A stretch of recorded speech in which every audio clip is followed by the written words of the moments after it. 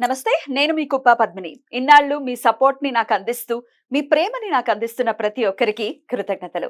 ఇప్పుడు చూడబోతున్న ఈ వీడియో కూడా ఖచ్చితంగా మీకు ఉపయోగపడుతుంది. లైక్, షేర్ అండ్ సబ్స్క్రైబ్ చేసి మీ ఇష్టాన్ని, అలాగే మీ సపోర్ట్‌ని నాకందించండి. అలాగే ఈ వీడియో పట్ల మీ అభిప్రాయాన్ని కామెంట్ సెక్షన్‌లో కామెంట్ చేసి నాకు తెలియజేయండి. నమస్తే. నమస్తే. నేను మీ కుప్ప పద్మిని. ఇన్నాళ్ళు మీ సపోర్ట్‌ని నాకందిస్తూ, మీ ప్రేమని నాకందిస్తున్న ప్రతి ఒక్కరికి కృతజ్ఞతలు. ఇప్పుడు చూడబోతున్న ఈ వీడియో కూడా ఖచ్చితంగా మీకు ఉపయోగపడుతుంది.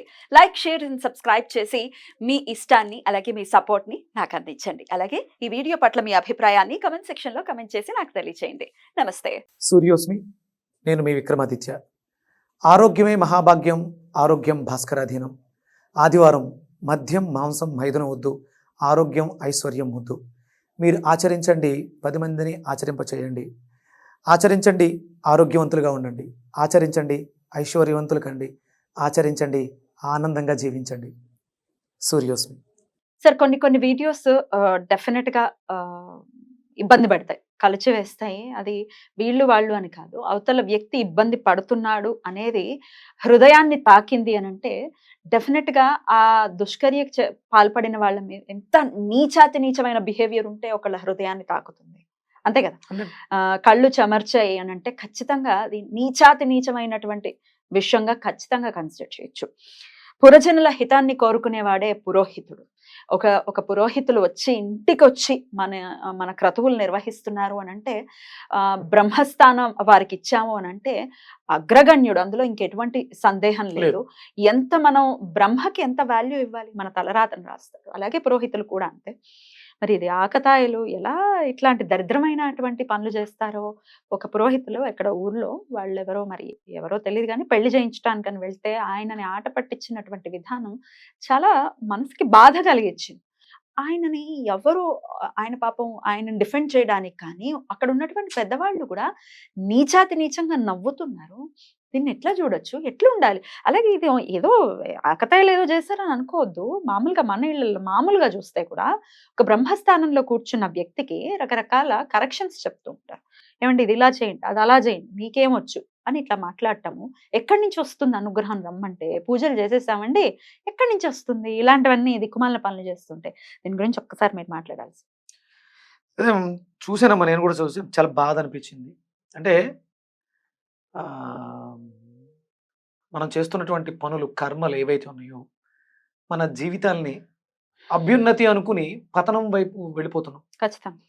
ఇప్పుడు చూడండి, మొన్న దుబాయ్లో వచ్చినటువంటి ప్రకృతి వైపరీత్యం ఏంటి అంటే, చాలా వాళ్ళు చాలా డెవలప్ అయ్యారు, ఆర్థికంగా బాగున్నారు, సంపన్న దేశం. కానీ ప్రకృతి ముందు లక్షలు కోట్లు పెట్టి విలువైన కార్లు నీటి మీద తేలి ఆడుతూ కొట్టుకుపోయాయి. వినాశకాలే విపరీత బుద్ధి.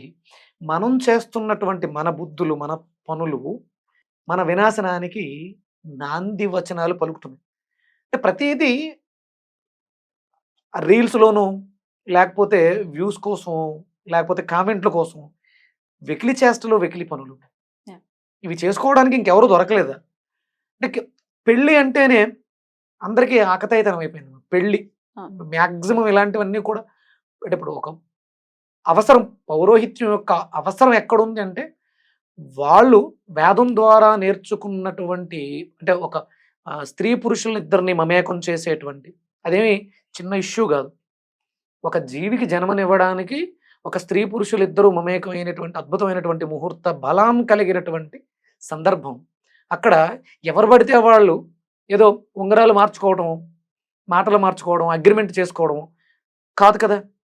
అందుకని అక్కడ వేదం తెలిసినటువంటి వైదిక వేత్తని తీసుకొచ్చి మంత్రోచ్చారణ ద్వారా వాళ్ళిద్దరిని మమేకం చేసే సందర్భంలో ఈ వీడియోలు, ఫోటోలు, లైట్స్, ఆకతాయితనం. అంటే దీనికి అంతటికీ కారణం ఏంటంటే పెంపకం, తల్లిదండ్రులు.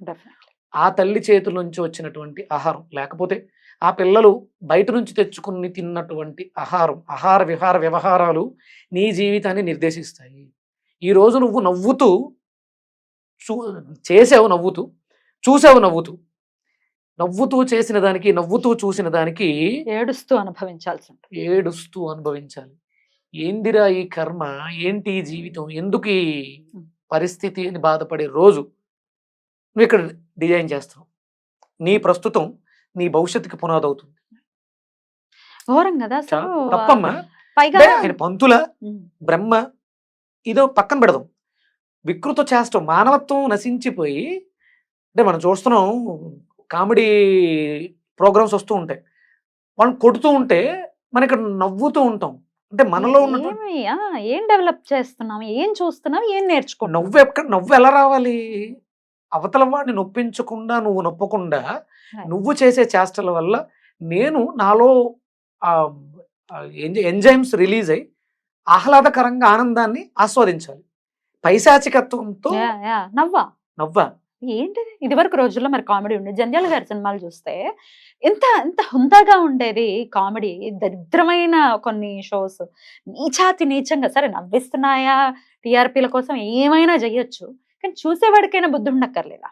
ఖచ్చితంగా బుద్ధి ఉండాలి కదా. ఇప్పుడు దీనికి ప్రధానమైనటువంటి కారణం మన సెల్ ఫోన్స్ లో మనం చూస్తున్నటువంటి reels Right. Or comedy situations. ఇవే మనలో ఆ మానవత్వాన్ని చంపేసి ఈ పైశాచికత్వాన్ని తీసుకొస్తాం. ఖచ్చితంగా ఖచ్చితంగా. అయితే ఈ వీడియోస్ చేయటాన్ని నేను అది ఇన్స్టాగ్రామ్ లో చూశాను. చూసిన తర్వాత కొన్ని కమెంట్స్ చూసిన తర్వాత నాకు అర్థమైన విషయం ఏంటి అంటే, కొంతమంది ఫోటోగ్రాఫర్లు కావాలని చేయిస్తున్నారు వాళ్ళ వాళ్ళ వ్యూస్ ని పెంచుకోవటం కోసం. వీళ్ళు చేసినంతమంది దరిద్రం అంతా ఇంత కాదు. ముహూర్తం కరెక్ట్ గా సుముహూర్తం సమయంలో ఇద్దరు ఆ పెళ్లి కొడుకు పెళ్లి కూతురు కళ్ళలో కళ్ళు పెట్టుకుని చూడకుండా వీళ్ళ వంక చూసుకునే దరిద్రమైన సంస్కృతిని తీసుకొచ్చింది ఫోటోగ్రాఫర్స్. ఎటువంటి ఇబ్బంది లేదు ఇది చెప్పడానికి. వాళ్ళిద్దరి మధ్యలోకి వెళ్ళిపోయి కింద నుంచి ఫోటోలు తీయడం, ఇంతకంటే దరిద్రమైనటువంటి ఓవర్ క్రియేటివిటీ క్రియేట్ చేసేవాళ్ళు వాళ్ళే కావాలని అక్కడ ఉన్నటువంటి ఆకతాయిల్ని రెచ్చగొట్టి అక్కడ ఉన్నటువంటి పురోహితుల్ని, ఆ బ్రహ్మని కెలికి వాళ్ళకి ఆబ్వియస్ గా కోపం వస్తుంది కదా, కావాలని చేయిస్తున్నారట. ఏం ఏం వస్తుంది సార్ వీళ్ళకి? నాకు అర్థం అదేనమ్మా కావట్లేదు. పైశాచికత్వం. తినేది అంటే మనం తినేది పరిశుద్ధమైనటువంటి ఆహారం అయితే అది మనలో ఆ మనస్సుని క్రియేట్ చేస్తుంది. మనం చెత్త తింటున్నాం. మనం చెత్త తినేసి మంచి రావాలంటే ఎక్కడి నుంచి వస్తుంది? Right. అది కోల్పోయాం, మానవత్వాన్ని కోల్పోయాం. అందుకని ఇలాంటి పైశాచికత్వం చేయడం ద్వారా అవి ఎంతసేపు ఉంటుందా ఆనందం, కానీ తర్వాత నువ్వు బాధపడేటప్పుడు ఇంతకు పదింతలు ఉంటుంది. ఖచ్చితంగా ఉండాలి కూడా. డెఫినెట్ గా. అంటే ప్రతిదానికి మన చేష్టలు, మన ప్రవర్తనే మన జీవితం. నువ్వు ఈరోజు నీకు ఒక ఆఫర్, ఒక వివాహానికి వాళ్ళ జ్ఞాపకాల్ని గుర్తుంచుకోవడం కోసం నీకు ఒక అవకాశం ఇచ్చినప్పుడు దాన్ని చాలా, అంటే పూర్వం కాలం కూడా ఫోటోలు ఉన్నాయి, కెమెరాలు ఉన్నాయి, ఇలా లేవు. పద్ధతి కూడా ఉండేది, చాలా పద్ధతిగా ఉండేవారు. ఇప్పుడు జీలకర్ర బెల్లం పెట్టిన వెంటనే తీస్తేనే షాట్ వస్తుందా? తర్వాత యాక్ట్ చేసుకోవచ్చు కదా, ఏముంది పెద్ద విషయం, అప్పుడే చూసేయాలి అది కాదు కదా స్వీట్ మెమొరీ. జీవితానికి గుర్తుండిపోదు, ఇది గుర్తుంటది. ఇక్కడ ఈ పెళ్లిలో ఈ పంతుల్ని, ఈ బ్రహ్మని ఇబ్బంది పెట్టడం ద్వారా మన జీవితం సర్వనాశనం పోయింది. ఇప్పుడు ఆయన రావడానికి కారకులు వాళ్ళేగా. ఆయన బాధపడడానికి సిచ్యువేషన్స్ ఏమైనా కానివ్వండి, కారకులు వీళ్ళు కాబట్టి ఆ కుటుంబం. ఇక్కడ వివాహ మండపం మీద ఉన్నటువంటి ఈ జీవితాలు రేపు కోర్టు బోనుల్లోనూ లేకపోతే 10 మంది పెద్ద మనుషుల దగ్గర జీవితాలు నాశనం చేసుకుంటున్నాం. అది జీవితంలో ఆ స్వీట్ కాస్త చేదుగా మారి జీవితం సర్వనాశనం అయిపోతుంది. ఒక మనిషిని బాధ పెట్టడం ద్వారా నువ్వు ఆనందం పొందుతున్నావంటే అది పైశాచికత్వమే, మానవత్వం కాదు.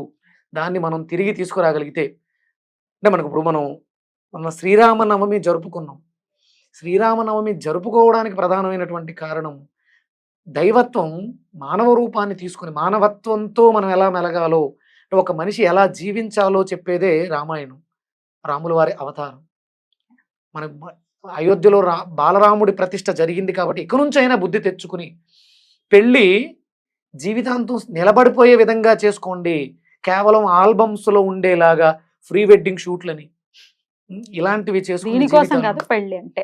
రైట్, మీరు సందర్భం వచ్చింది కాబట్టి చెప్తున్నాను. రామాయణం చదవకపోవటం కూడా, రామాయణం గురించి తెలుసుకోకపోవటం కూడా ఇట్లాంటి దరిద్రమైన యాటిట్యూడ్ పెరగడానికి ఒక హేతు అవుతోందని ఖచ్చితంగా చెప్పుకోవచ్చు. ఎందుకంటే రాముల వారు అటు వశిష్ఠులు, కులగురువు అయినటువంటి వశిష్ఠులకి ఇచ్చినటువంటి గౌరవం కానీ, లేకపోతే విశ్వామిత్రుడికి ఇచ్చినటువంటి గురువు ఆయనకి ఇచ్చినటువంటి వీళ్ళు గురువు ఏం చెప్పారు, ధర్మం ఏం చెప్పింది అని రాముడు నడుచుకున్నటువంటి తండ్రి ఏం చెప్పాడు, నువ్వు గురువు గారు ఏం చెప్పితే అది చెయ్యి అని చెప్పారు. ఆయన ఇప్పుడు విశ్వామిత్రుడు కావచ్చు, వశిష్ఠుడు కావచ్చు, వెళ్తున్నప్పుడు దారిలో ఒక అరణ్యంలో ప్రవేశించారు. నేను రాజు కుమారుణ్ణి, నాకు పట్టు పాన్పులు కావాలి, పీతాంబరాలు కావాలి, ఎక్కడ అడగలేదే. గురువు గారు ఏదో ఆశ్రమం చూపించారు, అక్కడ విశ్రాంతి తీసుకున్నాను. ఇక్కడ ఆయన గురువు యొక్క శుశ్రూషలో ఉన్నాను, నా తండ్రి మాట జవదాటకుండా గురువుని అనుసరించాను, ఆయన చెప్పిన బాధ్యతని. ఇవన్నీ ఆదర్శాలు, ఇవే ఆదర్శాలు. నేను అందుకనే మొన్న సరదాగా శ్రీరామనవమి రోజే పిల్లల కోసం అని చెప్పేసి రామాయణాన్ని చదివి వినిపిస్తున్నాను. ఎపిసోడ్ల కింద పెడదాం, కనీసం పడుకునేటప్పుడన్నా వాళ్ళు వింటూ ఒక కథలా వింటూ ఉంటే అది రామాయణం గురించి తెలుసుకోవాలని అనిపిస్తుంది. అలాగే భగవద్గీతని కూడా శ్లోకపూర్వకంగా కాకుండా తెలుగులో శ్లోకాల కింద చెప్పి ఇది కొంతైనా దగ్గరకు తీసుకెళ్తే కొంతమందికి సార్థకము, అంటే మన జన్మించడానికి మన జన్మకి సార్థకత వస్తుందని ప్రారంభించే ఇది ప్రతి ఇంట్లోనూ జరగాల. పిల్లలకి తెలియాల్సింది రామాయణం గురించి, పాట గురించి. వాళ్ళ జీవితాలు సెల్ ఫోన్స్ లోనే అదే సెల్ ఫోన్ ఇలా దీనిలా వాడుకుందాం. రైట్ అండి. ఇక ఓన్లీ ఏదో అంత పెద్ద ఆకతాయి చర్యల గురించే మాట్లాడుకుని అంత బాధ పెట్టడమే కాదు, జనరల్ గా సర్వసాధారణంగా నేను ఫస్ట్ లో చెప్పినట్టుగానే ప్రతి ఇంట్లో కూడా ఆయనని ఒక చిన్న చూపు, ఒక బ్రహ్మగా మన ఇంటికి వచ్చిన ఆయనని ఖచ్చితంగా చిన్న చూపు చూసేటటువంటి ఇళ్ళు అనేకం ఉన్నాయి. మన ఇంటికి వచ్చారు అని అంటే వారికి కరెక్షన్స్ చెప్పటం, వారు ఏది చెప్తే జయించుకోవటం కాదు, వారికే కరెక్షన్స్ చెప్పటం, లేకపోతే ఏదైనా రుసుము ఇవ్వకుండా ఎందుకు ఉండాలి, వారి కష్టానికి ఇవ్వాలి కదా, ఇచ్చే దాంట్లో ఏడవటం, వీళ్ళు ఇంత డిమాండ్ చేస్తున్నారు అనటం, ఇక రకరకాలు. ఇప్పుడు మరి అదే డెకరేషన్ వాడికి ఇవ్వకుండా ఉంటున్నావా నువ్వు డబ్బులు? ప్రీ వెడ్డింగ్ కి నువ్వు చేసేటటువంటి దరిద్రమైన ఖర్చు కంటే ఎక్కువైందా వీరికి ఇచ్చేటటువంటి డబ్బులు? క్యాటరింగ్ లో అన్ని రకాల అవసరమా? ఫుడ్ కి 200 రకాలు పెట్టేసాం, ఎవడు తింటాడు 200 రకాలు?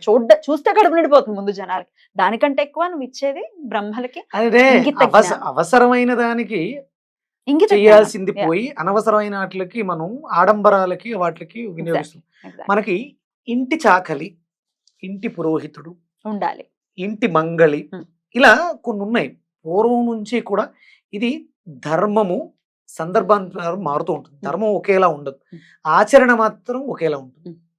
అది గృహస్థు ధర్మం. ఇవి ధర్మాలు, వీటిని అనుసరిస్తూ ఆచరిస్తున్నప్పుడు ఇన్ని ప్రాబ్లమ్స్ లేవు. అప్పట్లో ఒకసారి పెళ్లి జరిగితే రేపొద్దుట ఇంకొక జంటను ఆశీర్వదించడానికి పార్వతీ పరమేశ్వరులాగా కలిసి ఉండేవారు. ఇప్పుడు రేపొద్దుట వచ్చే జనరేషన్ కి ఒక ముత్తైదు, ఒక ఫ్యామిలీ, ఒక భార్య భర్త, పెద్దవాళ్ళు ఎవరుంటున్నారమ్మా? ఒంటరి జీవితాలు ఉండిపోతున్నాయి. అట్లా అవ్వకూడదు, అలా అవ్వకూడదు, తప్పులు చేయకూడదు. కంపల్సరీ మన సంపాదనలో మన మీద ఆధారపడి బ్రతుకుతున్నటువంటి కొన్ని కుటుంబాలని పోషించడం కోసం మనం ధర్మాన్ని ఆచరించాలి. దాంట్లో ఇంటి చాకలి, ఇంటి పురోహితుడు, ఇంటి మంగళి, ఇలా ఎవరైతే ఆ చెప్పులు కుట్టేవాళ్ళు వీళ్ళందరూ కూడా పూర్వం ఉండేవారు. మా అయ్యగారు, మా రెడ్డి గారు, మా కాపు మమ్మల్ని పోషిస్తాడు. పండగ వస్తే అంటే పండగకి పిండి వంటలు ఒక ఇంటికి ఎన్ని అవసరం, కానీ ఎక్కువ చేసేవారు. ఎందుకంటే మన మీద ఆధారపడి మనతో పాటు బ్రతుకు జీవనాన్ని సాగించే వాళ్ళు ఇంతమంది ఉన్నారు. ఇప్పుడు అవన్నీ లేవు. పెళ్లి అనగానే, ఎంగేజ్మెంట్ అనగానే ఫస్ట్ గుర్తొచ్చేది కళ్యాణ మండపం, ఫ్లవర్ డెకరేషన్, కెమెరా. పురోహితుడు గాని సాకలి గాని సాకలి చేయ చలువ అంటారు, వాళ్ళ ఆశీర్వాదాలు ఉంటే మన జీవితాలు బాగుంటాయి. ఆ మంగళసూత్రాలు తేవడం కోసం కంసాలు వాళ్ళ ఇంటికి వెళ్ళి వాళ్ళ ముత్తైదులు ఆ కుటుంబం చేతి మీదుగా వాళ్ళకి బట్టలు పెట్టి వాళ్ళ దగ్గర అవి తీసుకురావడం, ఇది ప్రతిదీ సశాస్త్రీయంగా జరిగేది. ఇప్పుడు ఇక్కడ ఏం జరుగుతుంది అంటే ఇవేమీ స్టాండర్డ్ గా నిలబడక్కర్లా. ఇవాళ పెళ్ళయింది, ఒక వారం 10 రోజుల తర్వాత విడిపోయినా ఏం పర్వాలేదు అని చేస్తున్నారు. ఆడంబరంగా గొప్పగా చేసాం, వాళ్ళు ఎంతకాలం కలిసి ఉంటారో ఎవరికి తెలుసు. దీనిలో మార్పు వస్తే తప్ప జీవితాలు బాగుండవు, అసలు ఎవరో హ్యాపీగా లేరు. రైట్. ఆ పురోహితులు వారి పేరేంటో తెలియదు కానీ మీకు జరిగినటువంటి అవమానానికి డెఫినెట్ గా మేము చింతిస్తున్నామండి. మీలాగే ఎవ్వరికి ఇలాంటి అవమానాలు జరగకూడదని ఆ ఈశ్వరుణ్ణి కోరుకుంటున్నాము. We are very sorry for that. Anyway, తల్లిదండ్రులు దృష్టి పెట్టుకుని పిల్లల్ని సన్మార్గంలో పెంచి ఎవరిని ఎక్కడ ఎలా గౌరవించాలో, నువ్వు అవతల వాడికి గౌరవాన్ని చెడగొడుతున్నావు, ఆ గౌరవం రేపొద్దు నీకు కూడా ఇవ్వట్లా, అంతే రాదు కూడా. గివ్ అండ్ టేక్, అది నేర్పిస్తే ఏదైతే నేర్పిస్తావో అదే నీ జీవితానికి యమపాసం అవుతుంది. దయచేసి తల్లిదండ్రులు పిల్లల్ని పెంచాల్సిన విధి విధానాలని నేర్చుకోవాలి. మనకి చాగంటి కోటేశ్వరరావు గారు, శ్యామవేద షణ్ముఖ వీళ్ళు చెప్తున్నారు, పెద్దలు, పద్మాకర్ రావు గారు, వాళ్ళ ప్రవచనాలు వినండి, వాళ్ళకి వినిపించండి. నాకు మొన్న ఒక ఆయన తీసుకొచ్చారు కుర్రోడిని.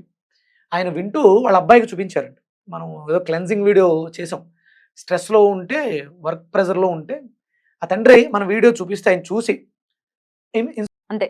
పిల్లల తప్పు ఎప్పటికీ ఉండదు. పెంపకంలోనే తప్పు అంతే. ఉంటుంది. Right sir. Thank you so very much. నమస్తే. సూర్యసుధ